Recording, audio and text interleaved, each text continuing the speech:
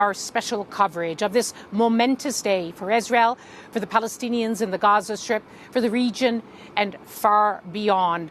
This is the day that's been long awaited. Protracted negotiations to bring an end to the Gaza war have now resulted in the first phase of a ceasefire deal being implemented hour after hour. I'm Lise Doucette. We're broadcasting from Jerusalem and from capitals across this region as part of our special coverage of a day of days here in this region, which has known all too many wars. In the last few hours, the U.S. President Donald Trump has arrived in Israel. He will address the Knesset shortly, where he will emphasize again that today marks the end of the war and the beginning of peace in the Middle East. And whether or not that holds true, there is no denying that today is a day of extraordinary significance and extraordinary emotion, a day freighted with history, a day that many feared they would never see. All of the last living hostages, 20 in all, have returned to Israel today. And the remains of the hostages who didn't survive their ordeal, who died in captivity or during the horrific events of October the 7th, 2023, their remains will soon be brought back one by one in the hours to come and in the days as well, as Hamas tries to retrieve their remains. On your screen, you're seeing pictures of the military helicopters in the military base of Reem in southern Israel. As they receive the hostages from the International Committee of the Red Cross from Reem after an emotional reunion with a few members of their families. Of course, the concern now is for the emotional and physical state of the hostages.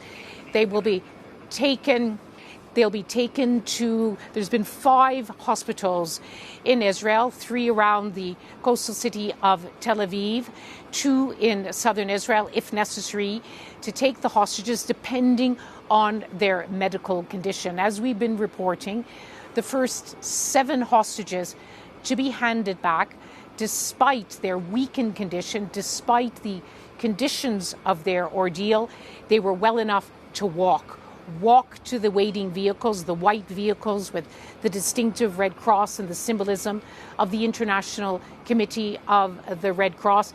That sent such a huge signal to the people watching in Hostages Square, watching every moment that they have so long waited for, they have called for. There you see on the screen now the dust being kicked up by the rotor blades of the Israeli military helicopters waiting to take the last 13 of the hostages into the hands of their waiting loved ones, into the hands of the medical staff, waiting to give them both the physical and the emotional support that they will need. Let's also bring you an image of the Israeli parliament, the Knesset, where President Trump arrived a short time ago.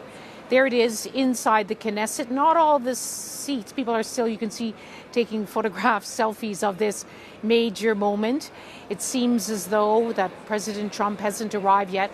We did hear reports that he would be meeting families of the hostages. That meeting may be taking place there in the Israeli parliament. It's a short distance away from where we are broadcasting from this morning and throughout the day.